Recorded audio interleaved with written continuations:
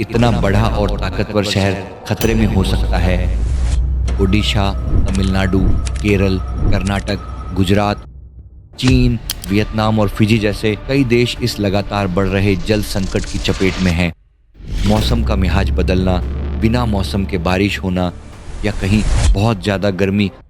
आज बेंगलुरु, दिल्ली, गुरुग्राम और जयपुर जैसे शहरों में क्या हो रहा है? लगातार ज़्यादा हो रही गर्मी के कारण पैदा हुआ है। एंजल्स हमें डराना नहीं चाहते। उनका मकसद हमें सिर्फ और सिर्फ मुंबई, जो हमारे देश की धड़कन है, जहां बॉलीवुड है।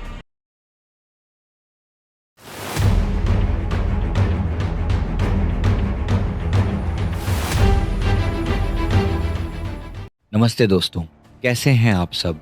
आज मैं आपसे कुछ बहुत ही गंभीर लेकिन बहुत ही ज़रूरी बातें करने आया हूँ। आज हम ना तो किसी रिपोर्ट की बात करेंगे और ना ही किसी डराने वाली खबर की, बल्कि आज हम उस अदृश्य शक्ति, उन एंजल्स और हायर डायमेंशन से मिल रहे संकेतों की बात करेंगे जो लगातार हमें आगाह कर रहे हैं। आपने आज का टाइटल तो देख ही लिया होगा। मुंबई, जो हमारे देश की धड़कन है, जहाँ बॉलीवुड है, उद्योग है और जहाँ के लोग कभी नहीं रुकते। लेकिन क्या आपने कभी सोचा है कि जब एंजल्स हमें ऐसे संकेत देते हैं कि इतना बड़ा और ताकतवर शहर खतरे में हो सकता है, तो इसके पीछे का असली कारण क्या है? दोस्तों, पिछले कुछ समय से आप सभी ने अपने अंदर या अपने आसपास कुछ अजीब सी एनर्जीज को महसूस किया होगा। अचानक से मौसम का मिजाज बदलना, बिना मौसम के बारिश होना या कहीं बहुत ज़्यादा गर्मी और कहीं बहुत ज़्यादा बर्फबारी। ये सिर्फ आम मौसम का बदलना नहीं है, ये हायर डायमेंशन से आ रहे स्पष्ट संकेत हैं कि धरती माँ अब एक बड़े बदलाव यानी शिफ्ट के दौर से गुजर रही है।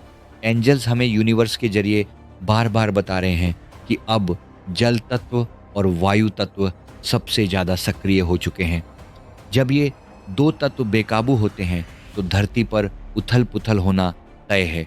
हाल ही में कुछ बड़ी रिसर्च संस्थाओं ने भी इस बात की पुष्टि की है कि आने वाले समय में भारत के कई तटीय इलाके डूब सकते हैं।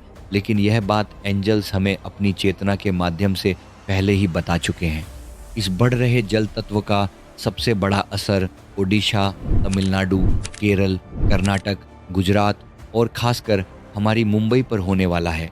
इसके अलावा हिमालय के वे हिस्से जो नदियों और ग्लेशियर से संबंधित हैं, वहाँ भी भारी परिवर्तन महसूस किए जा रहे हैं। ज़रा मुंबई के हालात को ध्यान से समझिए। एंजल्स के संकेत और विज्ञान दोनों एक ही बात की तरफ इशारा कर रहे हैं। 1976 से 2000 के बीच मुंबई के समुद्र का जल स्तर हर साल लगभग 1.9 मिलीमीटर बढ़ता था, लेकिन 2000 के बाद ये अचानक 2 गुना होकर 3.8 हो गया और अब 2020 से लेकर 2023 के बीच यह बढ़कर 4.1 के पार जा चुका है। समुद्र का ये बढ़ता हुआ पानी कोई आम बात नहीं है। यह धरती के उस ग्रीन हाउस इफेक्ट का नतीजा है जो हमारी अपनी ही गलतियों और लगातार ज़्यादा हो रही गर्मी के कारण पैदा हुआ है। हायर डायमेंशंस से हमें बार बार ये मैसेज मिल रहा है कि डूम्सडे ग्लेशियर जैसी विशाल बर्फ की चट्टानें बहुत तेज़ी से पिघल रही हैं। अगर ये पूरी तरह पिघल गईं तो समुद्र का जल स्तर सेंटीमीटर में नहीं बल्कि कई मीटर तक ज़्यादा हो जाएगा। जब मीठे और खारे पानी का यह संतुलन बिगड़ेगा तो पूरा इकोसिस्टम हिल जाएगा। कहीं बाढ़ आएगी तो कहीं भयानक सूखा होगा और सबसे पहले इसका असर उन शहरों पर होगा जो समुद्र के किनारे बसे हैं, जैसे हमारी मुंबई।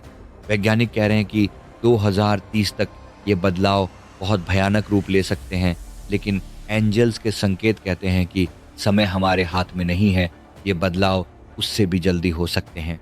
हम अक्सर भविष्य मालिका जैसी प्राचीन भविष्यवाणियों की बात करते हैं जिनमें कहा गया है कि जगन्नाथपुरी की 22वीं सीढ़ी तक पानी आ जाएगा। ये सब क्या है?